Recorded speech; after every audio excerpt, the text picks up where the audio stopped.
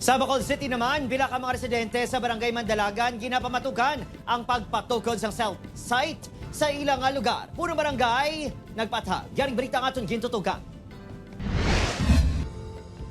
Agun mapasanyog ang signal kag mobile telecommunication services sa Barangay Mandalagan, Bacolod City. Ginapatukod ang ining cell site sa isa ka pribado nga duta sa lugar. Apang humalipas ang Mayo 2024, ginapamalabagan na ini sa mga residente sa ginpatigayon nga public hearing sa pagpati nga makahalit ini sa ikayong lawas sa mga residente.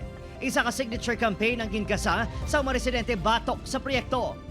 Madugay nga madugay ang radyasyon niya sina nag-form sa ibabaw. Kagsuno sa mga researchers makakosang neurological effect.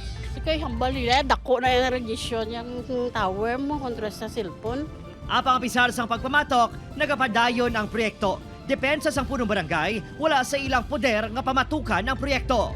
Ang makapauntat lang sina sa cell site ang korte. Mangayo sila sa temporary restraining order sa court. File sila case. Beyond man sa capacity sang barangay nga ako yung mapauntat. Santos Executive Order No. 32 sang Presidente ukon ang streamlining the permitting process for the construction of telecommunications and internet infrastructure. Wala na sang lokal ukon national permits nga kinahanglanon para sa mga otorisado nga kontraktor sa DICT.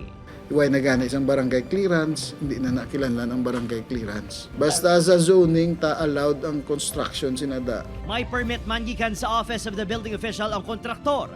Sa mga pagsinapol sa mga residente, may tiglawas man kuno ang City Health Office nga nagpatag sa ginakabalakan nga health hazards sa mga residente. So ginsabat man to sa insakto sang doktor tato nga ginpadala sa ila.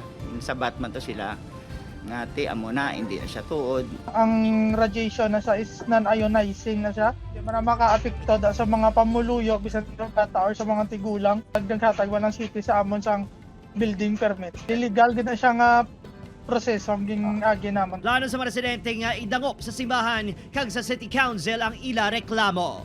Opod, Kirinil Castillo, Adrian Priatos, 1 Western Visayas.